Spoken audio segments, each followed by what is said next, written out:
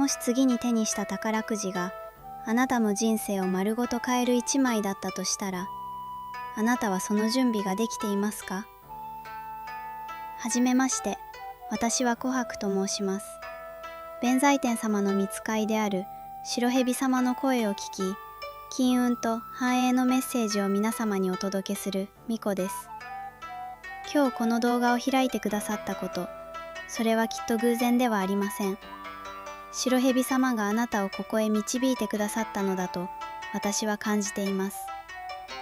この動画は宝くじの高額当選という奇跡をあなたのもとへ引き寄せるための白蛇様からの特別なお告げをお届けするものです。難しいことは何もありません。ただ流れる言葉を静かに受け取っていただくだけで構いません。白蛇様のエネルギーはこの画面を通じてあなたにそっと届いていきます。再生してくださったこの瞬間からあなたの金運の流れはもう動き始めています。どうか最後まで一緒にいてください。そして動画を楽しんでいただく前に一つお願いがあります。高評価ボタンとチャンネル登録を押していただけますか？これは白蛇様への感謝のご挨拶であり、あなたの願いを天へ届けるための大切な合図でもあります。あなたの祈りを白蛇様はしっかりと受け取ってくださいます。さあ、準備はよろしいですか？それでは、あなたのもとに高額当選の奇跡を呼び込む白蛇様からのお告げを始めましょう。